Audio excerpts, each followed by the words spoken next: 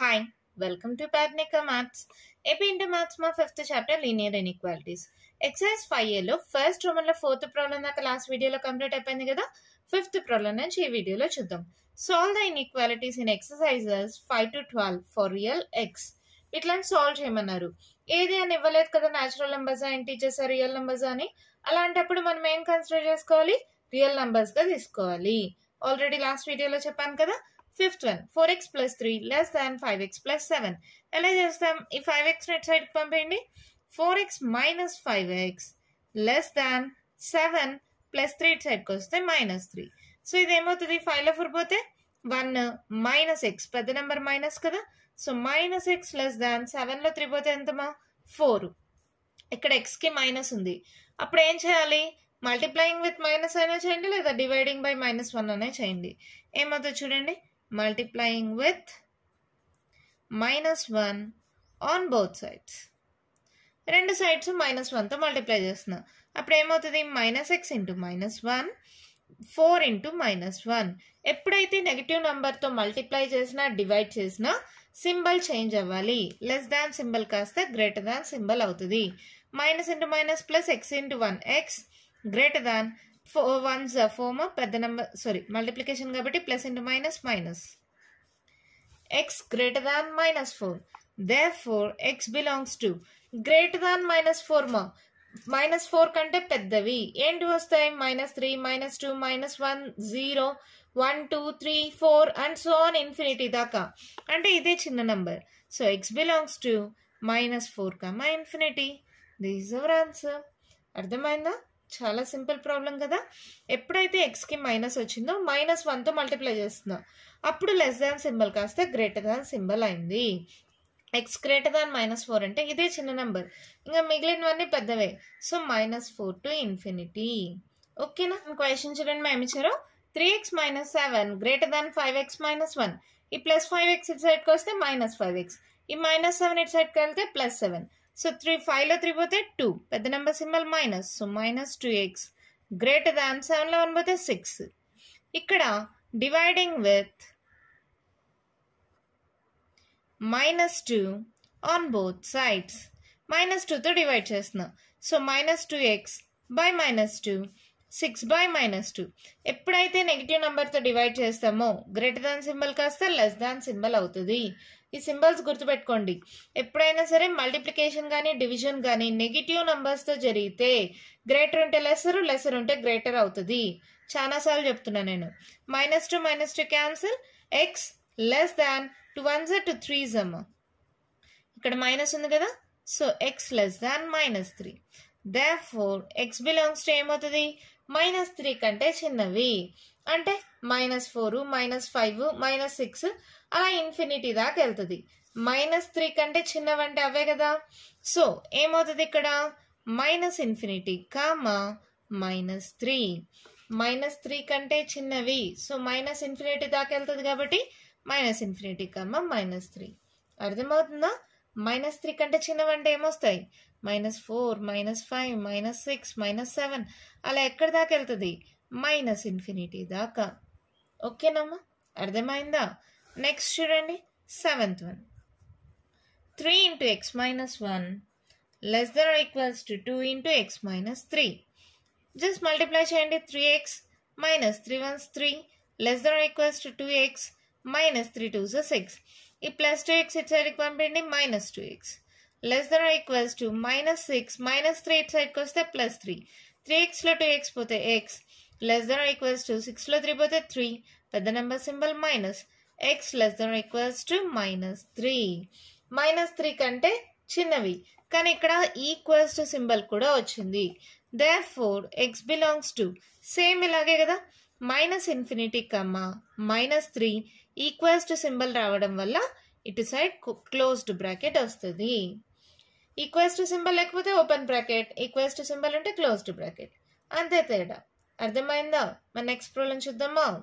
చూడండి, మేము ఇచ్చారు 3 into 2 minus x greater than or equals to 2 into 1 minus x. Multiply చేయండి. 3 2 6 minus 3x greater than or equals to 2 1s 2 minus 2x. అవునా? ఈ -2x ఇటు సైడ్కి పంపించేసేయండి. +2x అవుతుంది. Greater than equals to 2. ఈ ప్లస్ 6 ఇటు సైడ్కి వస్తే -6. 3లో 2 పోతే x, పెద్ద number symbol minus. Greater than equals to 6లో 2 పోతే 4, పెద్ద number symbol minus.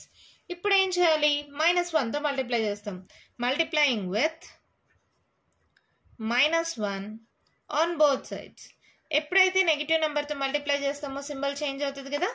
-x into -1 less than equals to -4 into -1 అంటే ఏమవుతుంది? x less than equals to minus into minus plus 4 1s 4.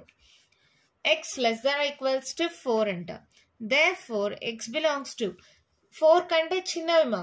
అంటే ఏమొస్తాయి? 3 2 1 0 -1 -2 -3 అలా ఎక్కడి దాకా వెళ్తుంది? -∞ దాకా.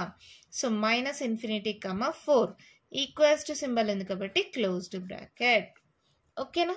సింపుల్గా ఉన్నాయి కదా ప్రాబ్లమ్స్. మరి నెక్స్ట్ 9th వన్ చూడండి ఏమిచ్చారు? x plus x/2 plus x/3 less than 11.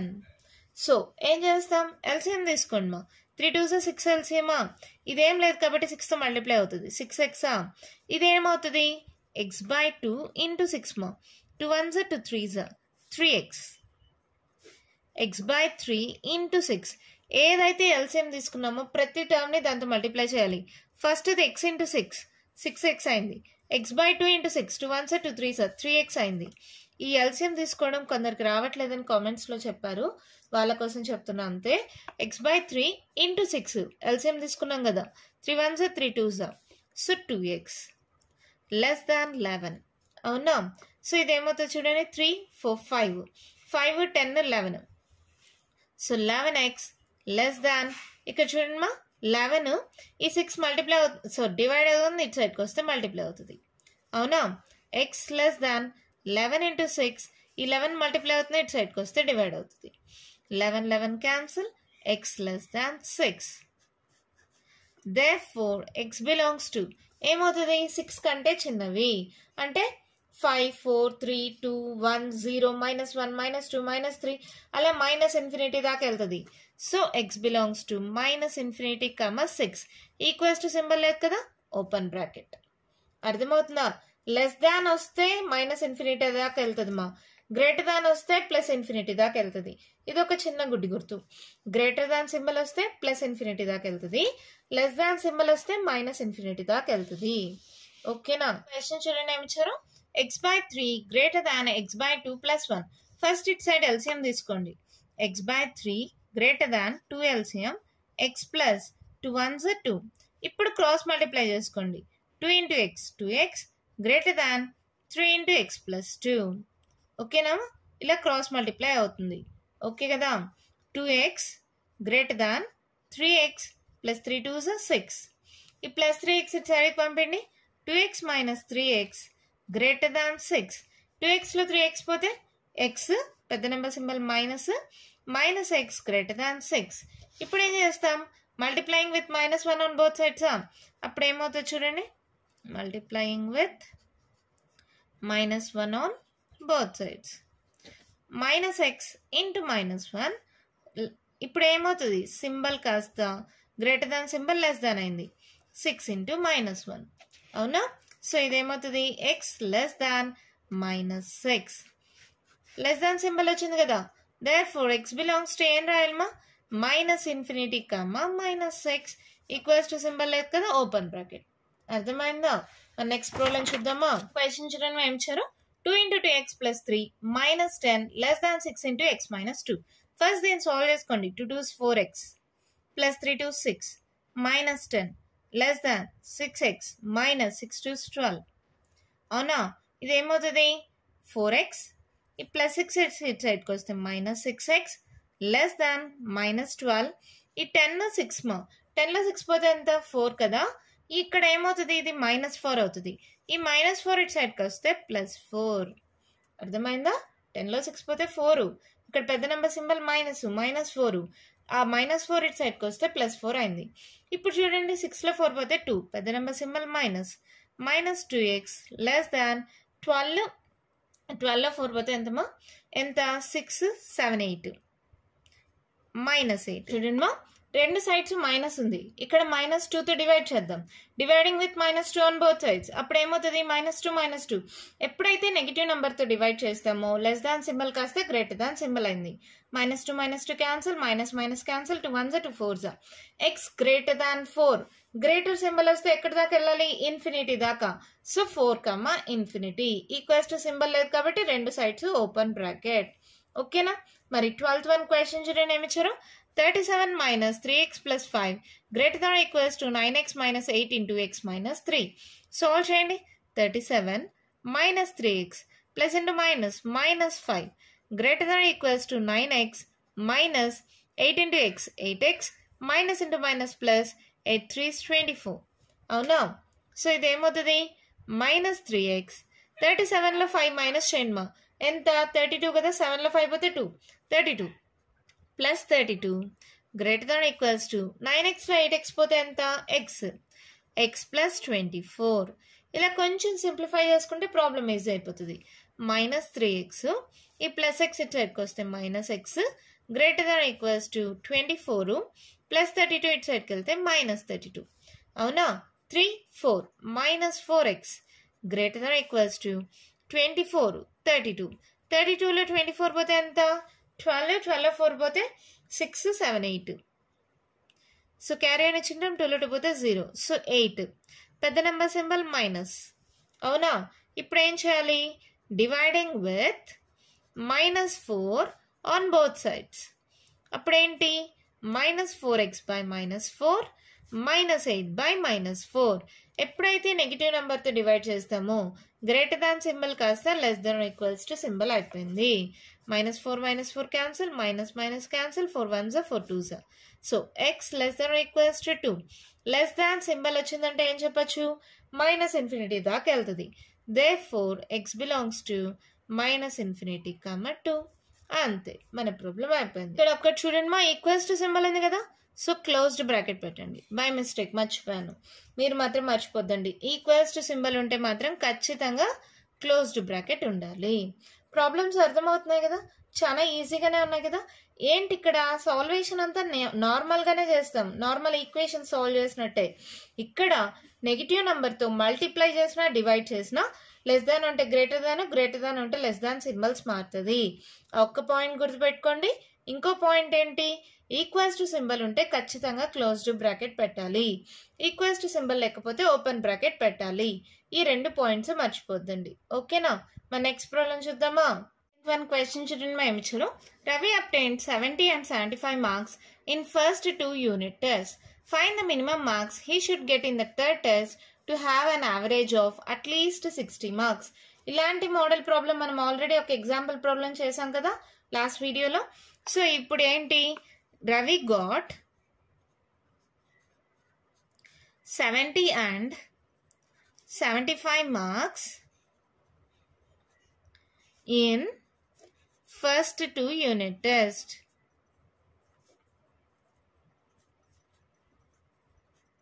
ఇక్కడ థర్డ్ టెస్ట్ లో ఎన్ని మార్క్స్ వచ్చాయో తెలీదు, దాన్ని x అనుకుందాం. Let x be the marks obtained, let x be the minimum marks